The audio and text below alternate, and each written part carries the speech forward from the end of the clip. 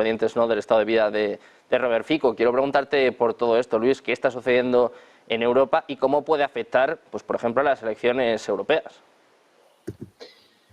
Bueno, pues esa es una buena pregunta, ¿no?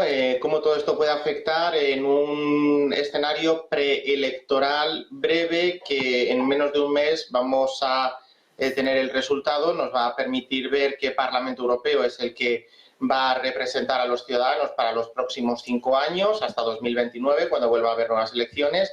Y un poco la tendencia es la que nos dicen las encuestas. Las encuestas nunca son una bola de cristal, no sirven para adivinar con antelación el resultado, pero sí que sirven sobre todo para ver tendencias, ¿no? Hacia dónde se mueven cada uno de los partidos, cada una de las candidaturas, un poco las tendencias ideológicas de cada uno de ellos, ¿no? Y en esta línea vemos que la extrema derecha, la derecha euroescéptica, van a incrementar su poder, ¿no?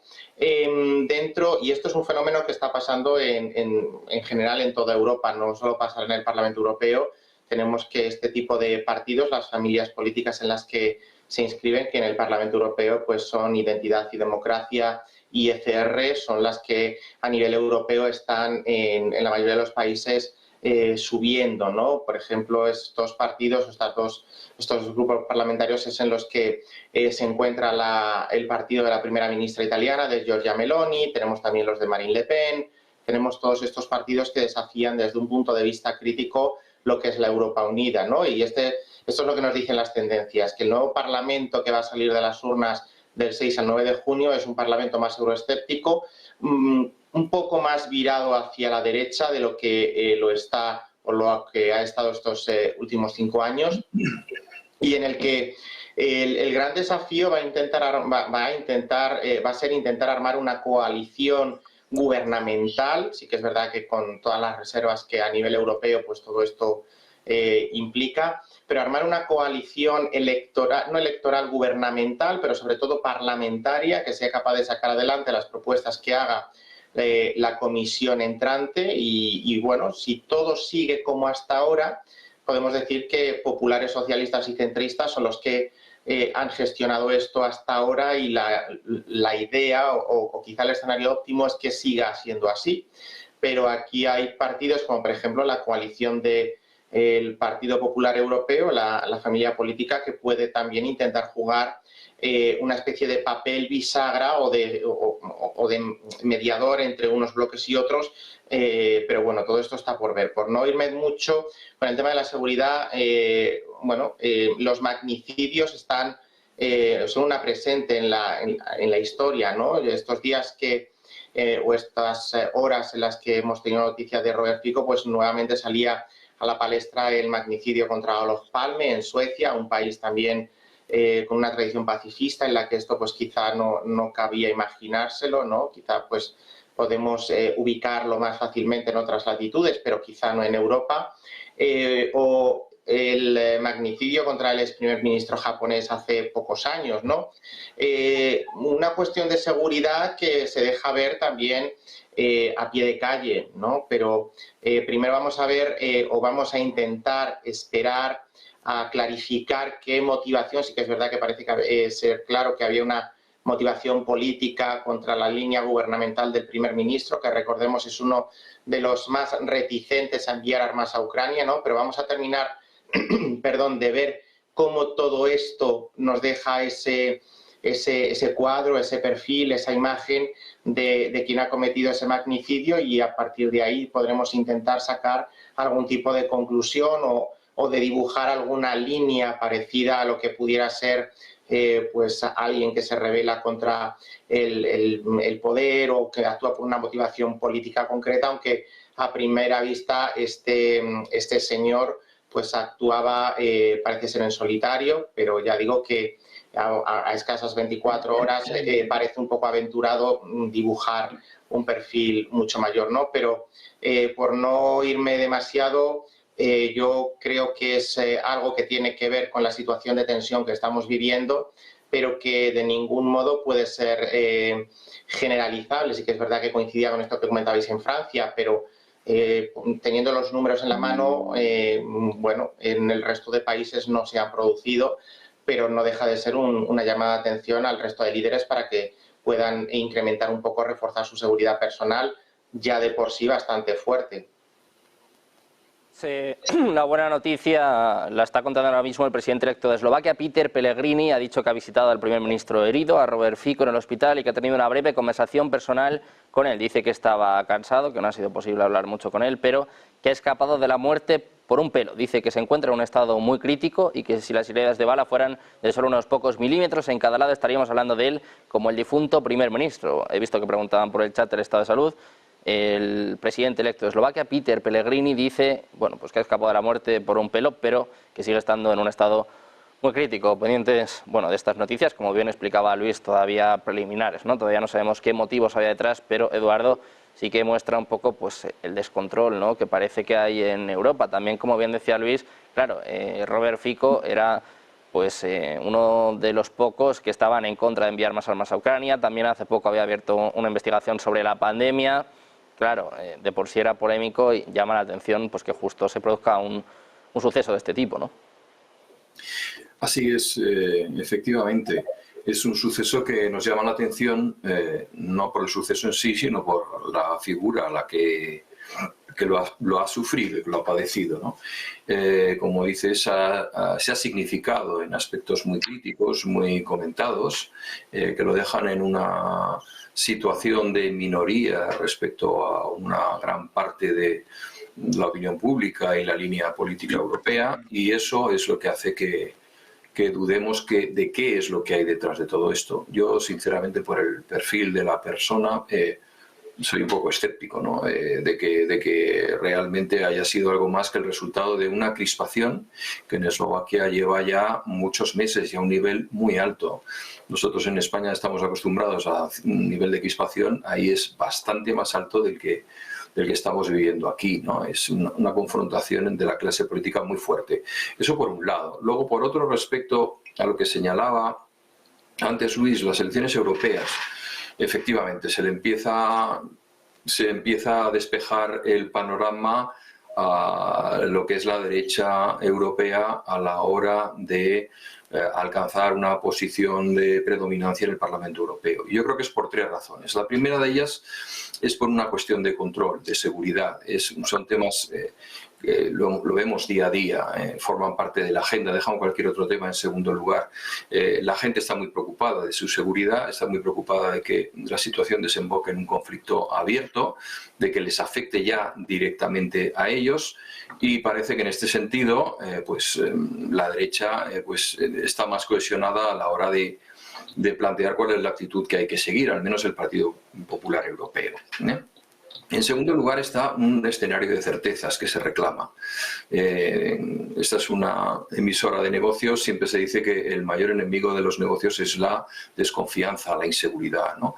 Hay desconfianza respecto a lo que pueda pasar. Macron diciendo que va a mandar hombres, Scholz diciendo que por su tierra no pasarán, Polonia reclamando mano dura, los países bálticos preocupadísimos por su futuro. Italia nadando como siempre a dos aguas, ¿no? Es una situación realmente compleja, difícil, y la gente necesita certezas, y de lo que está más que saturada es de políticos que dicen una cosa y al cabo del tiempo dicen la contraria, porque pocos hay ahora mismo, pocos dirigentes en el establishment europeo que no hayan rectificado su discurso en los últimos meses, ¿no? Y eso pues a la gente le inquieta, ¿no? Y en tercer lugar yo creo que es la coherencia en el discurso. Digamos que en este sentido lo que es la alternativa al ala derecha del Parlamento es más difusa en sus intereses, en sus objetivos, lo vemos día a día. Siempre es más fácil ser coherente desde la oposición, ¿no? Desde una posición de no gobierno, como es la mayor parte de los casos de Europa, en donde hay gobiernos de todo tipo, pero que están muy orientados también a algo que es los mensajes populistas. Yo creo que el discurso ideológico se ha dejado bastante atrás, y ahora mismo hay un discurso más circunstancial, más desgraciadamente de pulso de por dónde, hacia dónde se dirige, por dónde sopla el viento, por decirlo de una manera gráfica. Y yo creo que todo eso, la falta de control, la falta de coherencia, y también la falta de certezas es lo que va a llevar a que muchos escépticos respecto al futuro, no necesariamente euroescépticos, sino escépticos respecto a hacia dónde vamos, se decanten por aquellos que clamen con más firmeza en una dirección concreta. Yo creo que ahora mismo lo que estamos viendo es que Europa, a diferencia de lo que se ha señalado esta mañana, y luego hablaremos de ello, ¿no?, de China y Rusia, a diferencia de China y Rusia que han dicho esta mañana que miran hacia adelante y en una misma dirección, nosotros no lo estamos haciendo y adolecemos de eso. Yo creo que este es un poco el balance que haría. Pues Eduardo, otra de las cuestiones que están quedando cada vez más patentes, ¿no?, cada vez son más evidentes, es la polarización que estamos viendo en Europa. También pues se refleja, ¿no?, con un ataque al primer ministro, más allá de lo que haya detrás, que todavía se desconoce. Quiero preguntarte por todo esto, Adrián, la conmoción que hay en Europa, el problema de seguridad y también la polarización, ¿no?, que ponía ahora sobre la mesa.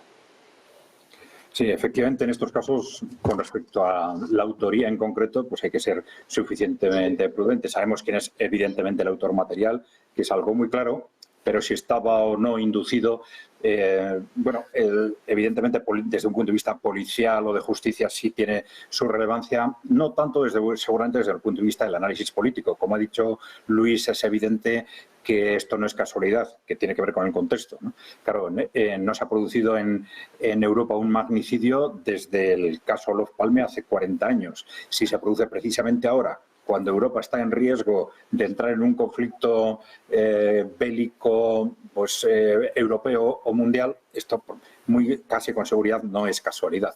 Yo creo que tenemos que interpretarlo en ese contexto, independientemente de que los movimientos concretos que han llevado a esta persona a actuar como ha actuado sean unos u otros. Claro, el gobierno de Eslovaquia y Robert Fico en particular no eran cualquiera dentro de Europa.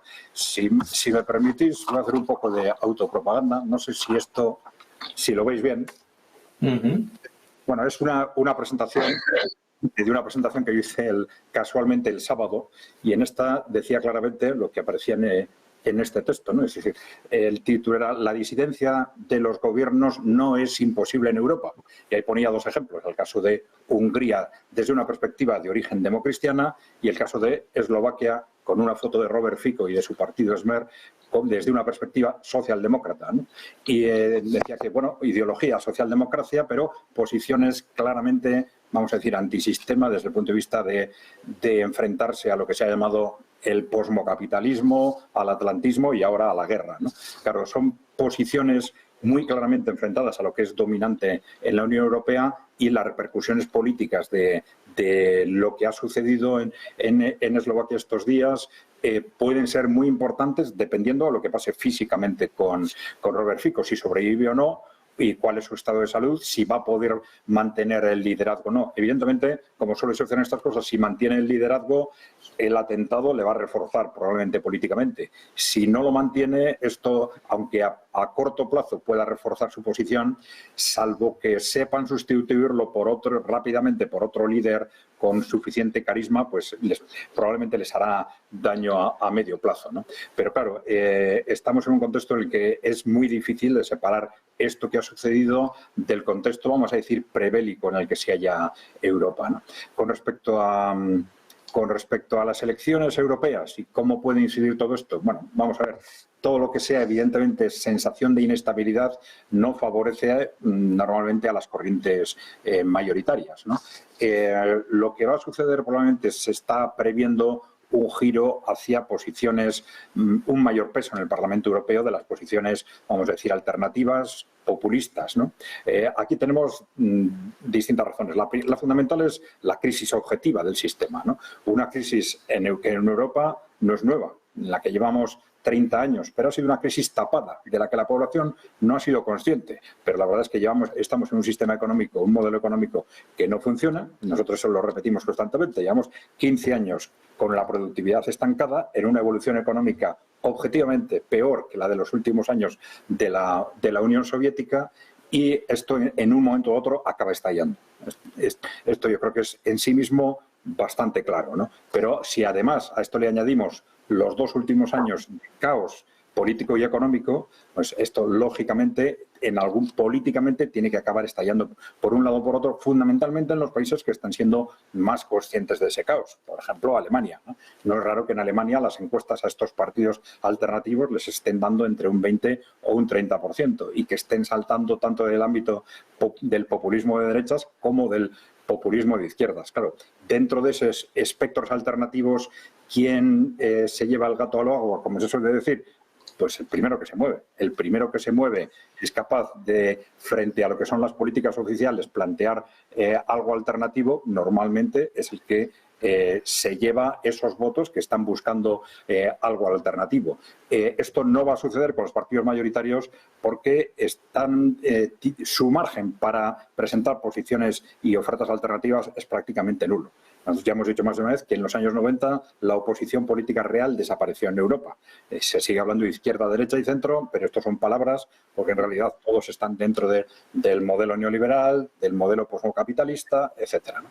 Entonces, son solo nuevos grupos que se desmarcan de ese consenso los que se pueden llevar esos votos. En general, son votos del populismo de derecha porque son esos grupos los que realmente han planteado cara al sistema, excepto en los países donde han sido otro tipo de grupos. Y un ejemplo claro era precisamente el de Eslovaquia, de un grupo de izquierda que se posiciona frente al sistema, también se le califica como populista de izquierda, pero que arrastra a la gente porque la gente realmente, en el momento en que se le ponen a estas alternativas encima de la mesa, las sigue, porque en el fondo están deseando el cambio, ¿no? Yo creo que el que esto evolucione en una u otra dirección va a depender efectivamente de qué pase en unos y otros países. En Alemania hay un movimiento, vamos a decir, progresista populista o de izquierda populista más reciente, al que ya las encuestas le dan alrededor de un 10% de los votos, pero esto tiene también que manifestarse en las urnas. De cualquier forma, yo creo que hay que tener en cuenta que el Parlamento Europeo todavía, a pesar de que sus competencias se han ampliado, todavía tiene competencias muy limitadas, ¿no? Y el mayor impacto de que tengan un mayor peso estos grupos alternativos, teniendo en cuenta además que los grupos tradicionales van a actuar en bloque y no en las cuestiones importantes, el mayor efecto no va a ser tanto en base sobre las decisiones que tome el Parlamento Europeo en cuanto tal, sino el efecto psicológico y electoral que pueda tener en las elecciones que se produzcan a partir de ese momento. Si estos grupos populistas de oposición tienen un peso mucho mayor, esto se conoce en toda Europa y esto facilita que en las siguientes elecciones en los distintos países nacionales o regionales estos grupos aumenten su peso. Bueno, pues pendientes de las elecciones europeas, pendientes sobre todo del estado de salud de Robert Fico, muy pendientes de cómo siguen transcurriendo los acontecimientos.